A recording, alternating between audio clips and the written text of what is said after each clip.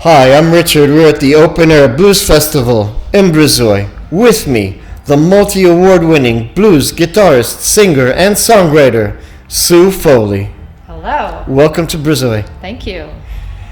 You were born in Ottawa, you moved to Vancouver, then to Austin, but on June 27th, you were granted Sue Foley Day in Massachusetts. Can you explain that, and how did you feel about it? I felt amazing. It was completely by surprise, and there's no correlation between anywhere I've lived and that happening. So it was just somebody who I guess had an in with the city and the mayor's office and was able to pull some strings and make it my day. So it was just a fluke. Is there a plan? Will you be having a concert there every year on June 27th, or you don't know? No, that would be amazing, but I don't know if that's going to happen. You should talk to them about that. Yeah. Boston. You hold a PhD in musicology. I found a commercial on your website for True Fire's Guitar Trailblazers, and it says it writes Elizabeth Cotton, Memphis Minnie, Ida Presti, Charo, Maybelle Carter, and Sister Rosetta Tharpe. Yep. You have mastered each one's techniques, energy, and style. When did you get this idea? I've been working on it for a while, that album, the album One Guitar Woman. I mean, all of these things are a sort of a spin-off of each other, so... It's a concept. Yeah, it's a big concept. It actually started out with a book idea I had in 2001, believe it or not, so 25 years ago almost. I had an idea to interview women guitar players and do a book. And I started working on that, and I started interviewing all my fellow female peers in music, and just through the years I kept interviewing people, but the book, it took a long time, and then in that time I ended up, because I love research, I started researching a lot of the pioneering women who passed on, not the women that I couldn't talk to. And I always thought if I did a musical project as an artist, how would I represent this concept of women in guitar? And for me, because I'm a traditional artist, I wanted to pay tribute to the women that came before me. And it really was these women that you just mentioned who really put women in guitar on the map. What people don't realize that, Memphis Minnie in blues, or Ida Presti in classical music, Charo even in Spanish guitar, Maybelle Carter in country, and Sister Rosetta Tharpe. So all these women are pioneers, and without them, I don't know, they lit the path for me. So I really just wanted to represent and pay honor and tribute to them. Yes, but you spent years mastering techniques like the Maybelle Carter scratch and classical Ida Presti arrangements. After investing so much time in technical discipline, where does the joy come in? The joy comes in just the fact that you're able to, first of all, get it done, accomplish something. So it's not immediate, because it takes a long time to learn techniques on guitar. It's very laborious and almost very boring work and study. It's day after day. Hours and hours. Yeah, hours and hours and day after day and years after years. And I think that the joy comes in now when I'm actually able to execute this stuff live and just play it and not think about it so much. But it comes naturally to you now. It comes a lot more naturally. I don't take it for granted, because actually all these techniques are so individual and unique, and I really have to work at them. It's not like I don't take it for granted at all. I'm not like, oh yeah, I got this. I have to practice still and get everything good.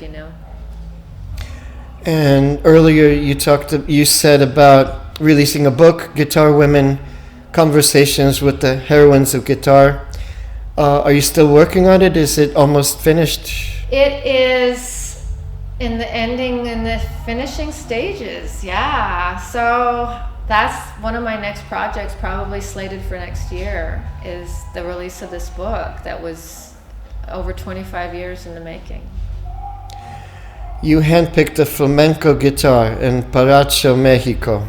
and you used it exclusively for the One Woman Guitar album. How did owning that exact instrument shift your relationship with the songs you recorded?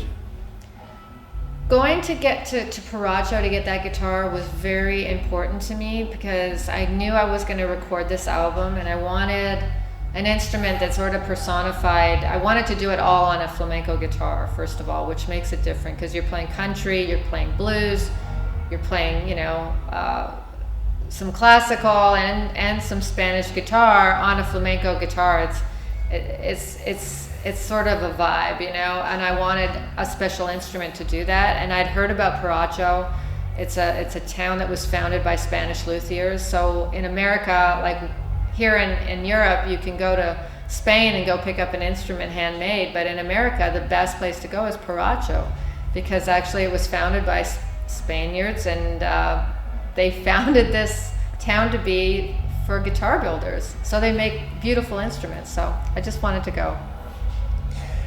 You also own a signature pink paisley Fender Telecaster and the handmade flamenco guitar. Yeah. Will you be showcasing these tonight in Brezoi? I will. Wow. Yes. I didn't think you'd do that. They're both here, yes. I've got them both. We sound checked both guitars and we're ready to go. Will tonight's concert have a greatest hits set list? Kind of. I mean, because I've got a big body of work, I kind of pick from a lot of stuff, but I pick from the, some of the best, basically a lot of the fan favorites and a lot of my favorites. So, yeah. Do you have a standout storytelling song you really empathize with? The Ice Queen. I think that's a really important song for me. It's a blues song that I wrote. We had an album of the same name, The Ice Queen, and the Ice Queen personifies where I'm from in Canada, first of all, the land of ice and snow, but also my tribute to my love of Albert Collins, the master of the Telecaster, who was known as the Iceman because of his icy tone, and I play a Telecaster, so the Ice Queen has a kind of a meaning for me that way, but it also has a great story, just about the evolution of love and somebody who's been through some stuff, and yeah, I think that song tells a good story. What time are you playing tonight? 10:30. 10:30. Yeah. Is this your first time in Romania? No, it's not. I've been to I believe Sibiu. I've been to a couple of spots in Romania for winter festivals before.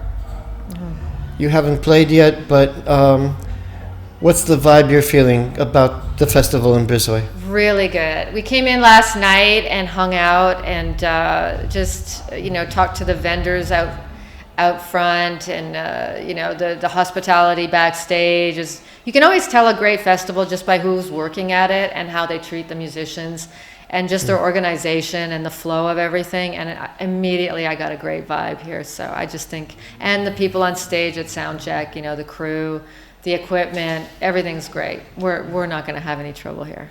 Thank you for your kind words. Yeah, we're excited. Okay, thank you for coming. Thank you for your time. Good luck with the music.